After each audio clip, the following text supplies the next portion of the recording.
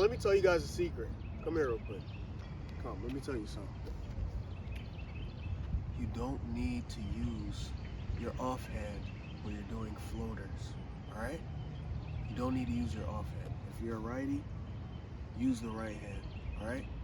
That's a secret between me and you, all right? Now with that being said, let's get straight into the video.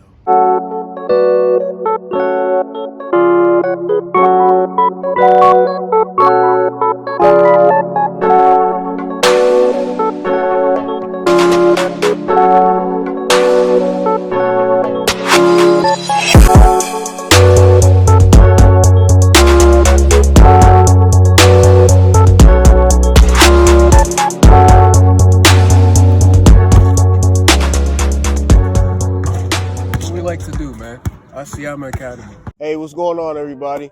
This is Coach Jeff here with Asiamah Academy, and today I'm going to talk to you guys about the floater, all right? How you can develop your floater when it comes to you playing in basketball games, okay? If this is your first time here, welcome.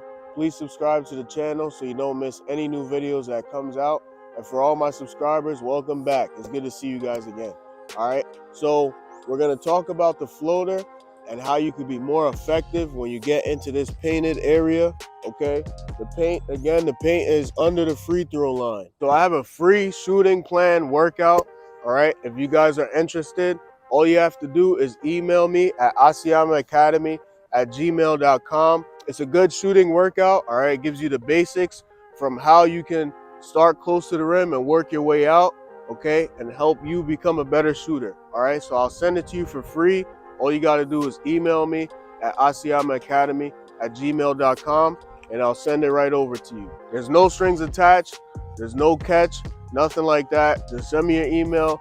I got you. I'll send it right over to you, okay? It's a free shooting workout, all right? It's going to help you become a better shooter. All right, guys. So when it comes to the floater, there are two ways that you can get the ball up in the air as a floater, all right? When you're getting into the paint, as I mentioned, this is the painted area, right? There's two ways that you could do this when it comes to foundation and looking at your feet, all right? The first one is when you're driving, right? You get by the defender and you drive and you do a 1-2 and you float it up, kind of like a layup, right? When you're taking a wide open layup, you're doing that same motion. You're going 1-2 and you're going off with your single leg, right? You could do that when you're doing a floater, okay? So if somebody's on me, right, and I make a move and I blow by him, right? I blow by the defender and I'm coming down. I go 1-2, I go up, right? Now let me show you guys something. When we're doing the floater, you got to go open palm. Your palm has to be open, all right? You don't want to flick it down. You want it to go up, all right? So when I come down and I do the floater, I want to go up like that. The reason why they call it a floater is because it's like you're floating the ball up in the air, okay? Now let's get back to the two ways that we could use the floater, all right? So as I mentioned, I'm coming down, right? Single leg and I go up, okay? A lot of people might call it a runner, right? Which makes sense because you are in transition and in a running stance, right? You're kind of like this, right? When you run like that. So it is kind of that same motion, right? When you're doing the runner, you go up, right? And you go like this. You're kind of running in transition. Ideally, you want to do that when there's nobody in the paint, all right? So usually when you're on the perimeter or wherever you are and you blow by the defender, right? Nobody's in the paint, so you can do that runner.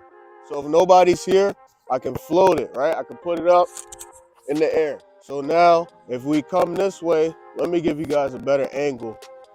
Let me give you a better angle, all right? Here we go. So we're on this side. Okay, so the motion that I want is this. This is the motion that I'm looking for. So if you're doing a floater, you want to go open palm, like I said, right? So I make a move, I get by the first person, nobody's here, and I go up, right? I float the ball because I'm in transition, I'm running, right? So that's why it's a runner, but we're floating the ball, so we're gonna still call it a floater. The second way that I could do my floater is when I come to a jump stop. So that's when both of my feet touch the ground at the same time, okay? So I stop like that, and then I go up. right? So if I'm here on the perimeter, right, I'm on the perimeter, I make a move from the three-point line, right? I come down, and now I blow past the first person. Now there's somebody right there in the paint. So once I make this move, right, somebody's in the paint. That player could be a really tall player. It's probably their center, right? That player could be 6 feet. That player could be 6'5". That player could be 6'10", right? You don't want to get blocked. And, the player could also try to stop like this to set a charge. They could probably stop like this, right? Try to set that screen so that you can run into them. That's why it's a really smart way to do your floater is by coming to a jump stop. So I make the move, right? I'm open right here. Somebody's there. I float it up, all right? Now remember, your hand has to be an open palm, all right? You don't want it to come down like this. That's basically a jump shot, okay? You want to just float the ball up because you're close to the rim and you're moving towards the rim. Your body's going towards the rim. So it's better for you to float it up as opposed to you doing a jump shot, all right? When you're doing a jump shot, you're mainly set, right? You come up and you want to come back down in the same spot when you do your jump shot. But with the floater, you're moving forward. So it's better for you to float the ball as you're moving forward. So the reason why in the beginning I was telling you, I was saying, use your strong hand only when it comes to the floater is because think of it this way. When you shoot the ball, if you're wide open, let's say you catch the ball right here, right? I catch it right here, I'm wide open. I'm never going to shoot the ball with my left hand, right? I'm always going to shoot the ball with my right hand. So think of it as a jump shot, right? If I come down, I break this person down. Another thing is, if I break that person down, I'm open right here. I'm wide open. Why would I use my left hand as a floater when I can use my right, my strong hand, right? You can use your strong hand. You can still develop your weak hand. Don't get me wrong. You can still develop, if you're a righty, you can still develop that left hand floater, right? It's always good to use both hands. But like I said, you don't shoot a jump shot with your off hand, right? So if you don't shoot a jump shot with your off hand, why do a floater with your off hand? You know what I mean? Layup, when it comes to the layup and you're using your off hand for the layup, you're really close to the rim. So it makes a lot of sense for you to be able to use both hands, right? But when it comes to the floater, you want to be able to use your strong hand. Even if I'm on this side, even though I'm coming down with my left hand, right? Coming down with my left hand, there's still a good distance between me and the rim. So I want to give myself a great chance of making the shot. So to give yourself a great chance of making the shot, use your strong hand. But at the same time, it's always good to use both hands no matter what, right? I know some people that can shoot the ball with both hands, right?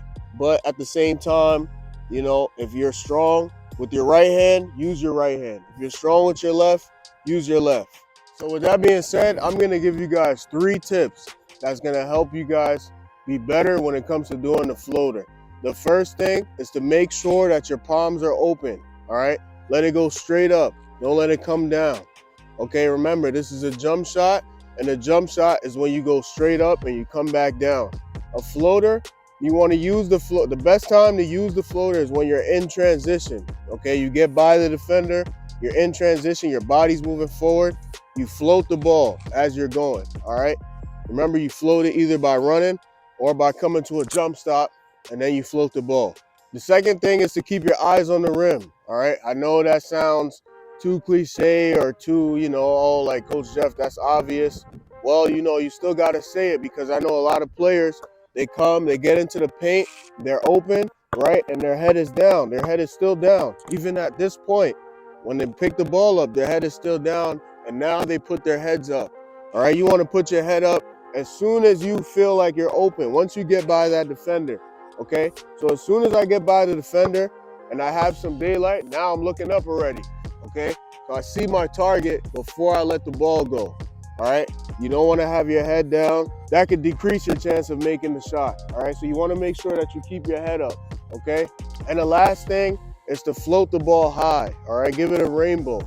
The same way how you shoot it when you're taking a jump shot is the same way how you want to float the ball, all right? You want it to be a rainbow, and you want to give it an arc so that it could properly go over the front of the rim and go into the net. So first thing, keep your palms up. Second thing, keep your eyes focused on the rim. And third thing, make sure you float it, give it a rainbow, all right? Make sure you give it a nice arc. Now again, remember, if you want to use your offhand, you can. There's no problem in using your offhand, all right? If you guys feel like it's important to use your offhand, let me know in the comments what you think. I personally think that if you're taking a jump shot with your right hand, for example, because that's your strong hand, you're not taking a jump shot with your left. So when it comes to the floater and you're trying to go to the rim, you're not as close like when it comes to a layup. You're not as close to the rim.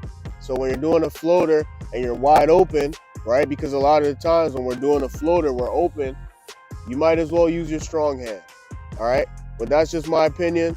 Like I said, it never hurts to work on your weak hand as well. So that's it for this video, guys. I hope you guys enjoyed it and it gave you guys some value. If it did, do us a big favor and give us a thumbs up, all right? If you have any questions or anything like that, like I said, you know, if you have any opinions on the floater or you have any other questions about other drills that you want to see, please do me a favor and leave it down below. And please don't forget to subscribe to the channel so you don't miss any new videos that comes out, all right? That's it, guys. Thank you guys for watching. Hope you guys have a great day. And always remember, the lion mentality lives here.